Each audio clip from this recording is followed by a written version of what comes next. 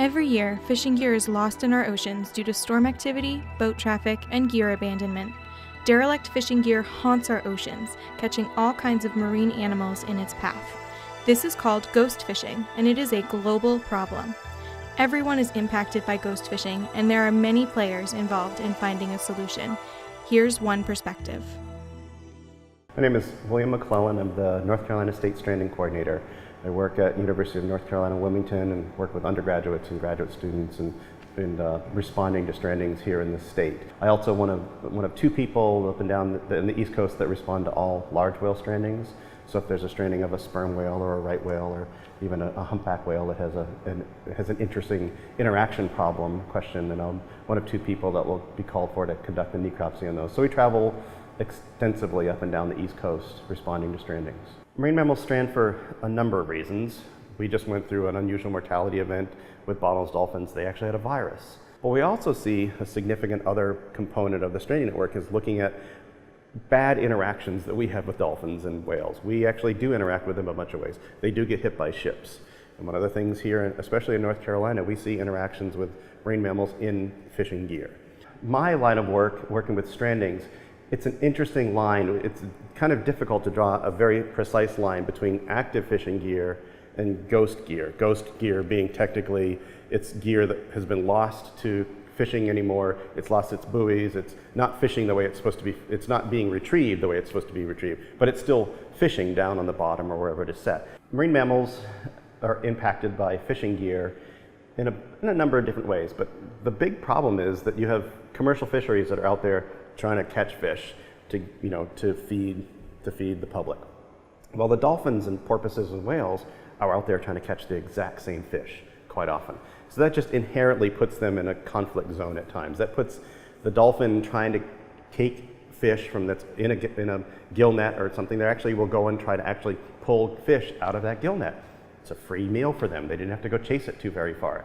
If the animal gets into the gear, they may wrap around the gear, but if it's a gill net, they usually can break through that gill net. It's just really fine mesh webbing of monofilament. They can usually break through that, but occasionally they'll catch line on it and catch it on their fluke or catch it on their flippers.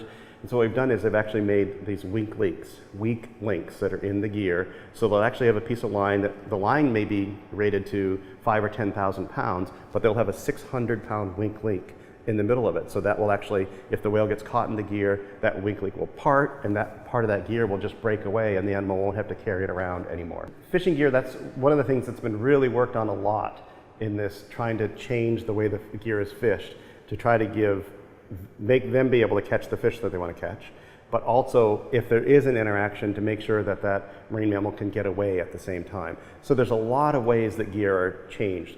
There's little special ways that either way is fished. There was particularly a gill net off from the coast of North Carolina up through New Jersey. It was tied down at one time so that the fish would run into it, but it made a bag. It fished almost like a shrimp net that way. So what they did was they just cut these tie downs, and then the net stood up straight, so a dolphin or a porpoise would hit the net and then just bounce off. That seemed to change a lot of the interactions. Didn't change how many fish they caught all that much. So the commercial fishermen got to live with the solution, and we don't think we caused many and it lessened the impact on marine mammals.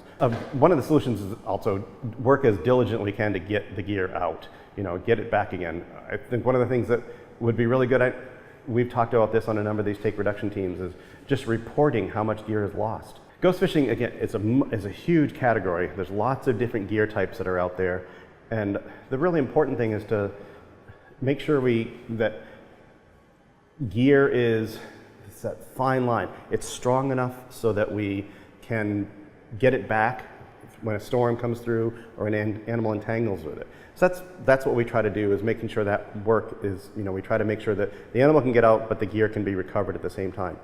A whole other avenue of this, I think, is a really significant problem, though, is there's just vast amounts of gear out there.